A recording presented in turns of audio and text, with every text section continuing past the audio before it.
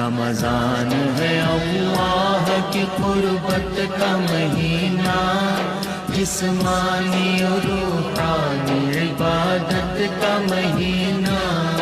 رمضان ہے اللہ کی قربت کا مہینہ، جسمانی اور روحانی عبادت کا مہینہ۔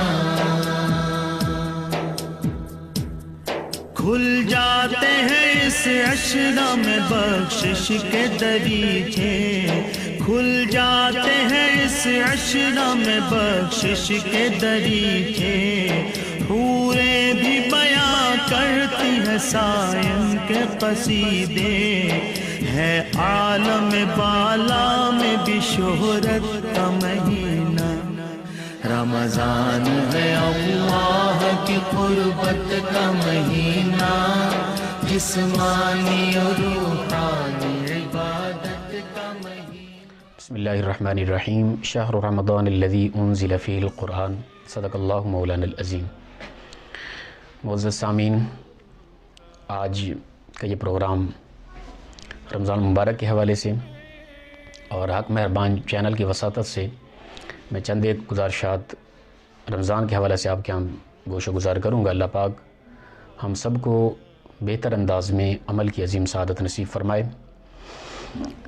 3 باتیں میں آپ کے ہاں گوش و گزار کروں گا۔ پہلی کہ لفظ رمضان کا معنی و مفہوم، دوسری روزے کی وجہ تسمیہ، یعنی روزہ کیوں فرض کیا گیا، اور اسی طرح تیسری روزے کی چند ایک باتیں فضائل کے حوالے سے۔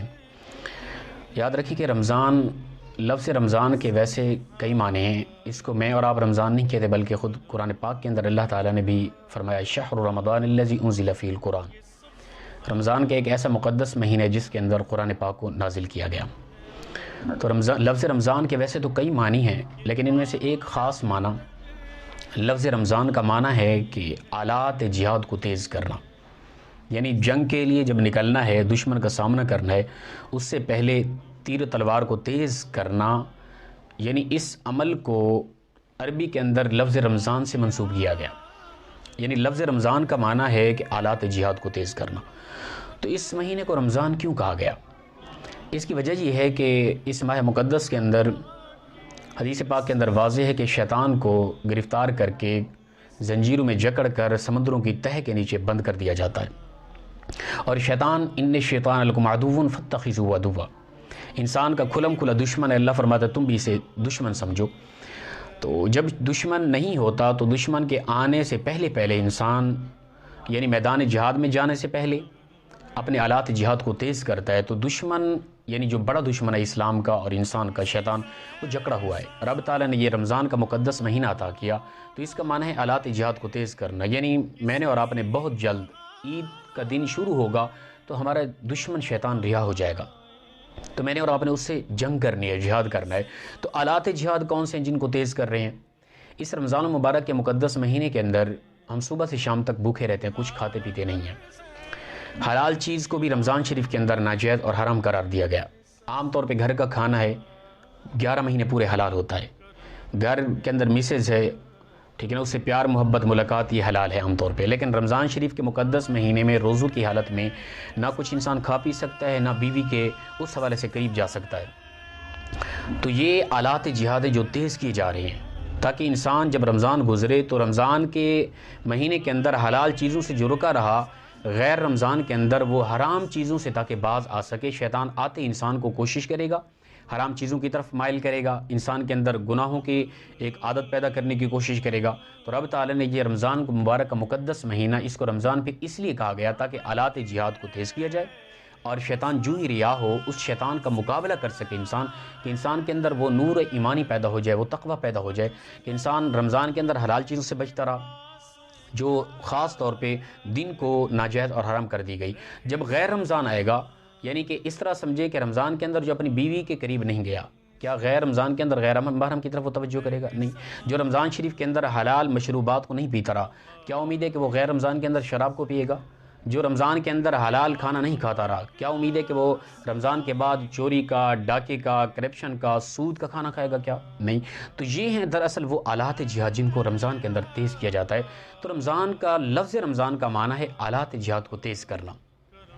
تو یہ ایک رمضان کی برکت ہے کہ جب رمضان مبارک کا مقدس مہینہ آتا ہے کہ آپ دیکھتے ہیں کہ رمضان مبارک کے مقدس مہینے کے اندر مساجد کس قدر آباد ہوتی ہیں، صبح کی نماز اس قدر جلتی ہوتی ہے، اس کے باوجود بھی اس قدر تعداد ہوتی ہے لوگوں کی۔ اس کی وجہ یہ ہے کہ دراصل شیطان گرفتار ہو گیا اور آلات جہاد کو تیز کیا جا رہا ہے۔ تو پہلی بنیادی معنی اور مقصد لفظ رمضان کا یہ ہے۔ دوسری چیز ہے روزہ، صبح سے شام تک بھوکا رہتا ہے انسان، اس کی وجہ کیا ہے؟ کیا اللہ تعالیٰ 11 ماہ پورے بندے کو رزق عطا کرتا ہے، انسان کو کھلی اجازت ہوتی ہے کہ حلال جس قدر ہو کھائے انسان، کلو و شرب کھائے پیے، انسان کو کوئی ممانعت نہیں ہے۔ لیکن رمضان شریف کے مقدس مہینے صبح سے شام تک حلال چیز کھانا بھی منع کر دی جاتی ہے۔ کیا وجوہات ہیں اس کی؟ دراصل وجہ یہ ہے کہ اللہ تعالیٰ نے اس ماہ مقدس کے دنوں کے اندر صبح سے شام تک بھوکا رہنے کے لیے انسان کو حکم دیا تاکہ انسان کے اندر احساس پیدا ہو۔ اس کو غمخواری کا مہینہ بھی کہا گیا ہے نا، تاکہ انسان کے اندر احساس پیدا ہو اور انسان دوسرے غریبوں کی طرف متوجہ ہو، جو بڑے لوگ ہیں، کھانے پینے والے لوگ ہیں، جن کو بھوک اور پیاس کی شدت کا پتہ ہی نہیں کہ بھوک اور پیاس کی شدت کیا ہوتی ہے، تاکہ وہ صبح سے شام تک بھوکے رہیں گے اور ان کو بھی بھوک اور پیاس کا احساس اور درد ہوگا اور وہ غریبوں کی طرف توجہ کریں گے۔ بلکہ یہ رمضان اپنا روزہ جب فرض ہوا، حضرت آدم علیہ السلام کی اولاد میں سے تیسرے بادشاہ گزرے ہیں، ملک تیمور الثالث نامی شخص۔ ان کے دور کے اندر کچھ علاقوں میں قحط پڑ گیا، یعنی بارش برسنا ختم ہو گئی اور زمینیں بنجر ہو گئی اور کچھ علاقوں میں لوگ بھوک اور پیاس کی وجہ سے مرنے لگے۔ اور جو غیر قحط زدہ علاقے تھے ان لوگوں نے عمل یہ کیا کہ ایک وقت کا کھانا کھاتے، ایک وقت کا کھانا اپنے قحط زدہ ساتھیوں کی طرف بھیجتے تاکہ وہ بھوک اور پیاس کی وجہ سے پریشان اور مر نہ جائیں۔ تو انہوں نے یہ عمل شروع کر دیا، یعنی شہر کے لوگ جہاں قحط نہیں تھا وہ ایک وقت کا کھانا کھاتے، ایک وقت بھوکے رہتے۔ تو رب تعالیٰ کو ان کی یہ ادا اس قدر پسند آئی کہ رب تعالیٰ نے قیامت کی صبح تک آنے والے لوگوں کے لیے روزہ فرض کر کے عبادت بنا دی کہ انہوں نے غمخواری کی، احساس کیا غریبوں کا، ایک وقت بھوکے رہے، ایک وقت کھایا اور ایک وقت کا کھانا ان غریبوں کی طرف، قحط زدہ علاقوں کی طرف منتقل کیا۔ تو رب تعالیٰ کو یہ ادا اس قدر پسند آئی، تو رب تعالیٰ نے ان کی اس بھوکے رہنے کے اس عمل کو اتنا پسند کیا کہ قیامت تک آنے والے سارے لوگوں کو فرما دیا کہ صبح سے شام تک بھوکے رہو گے، میرے ان بندوں کا عمل مجھے اس قدر پسند آیا، تم بھوکے رہو گے، رب تعالیٰ اس پر تمہیں اجر و ثواب عطا فرمائے گا۔ تو روزے کی بنیادی حکمت یہ ہے۔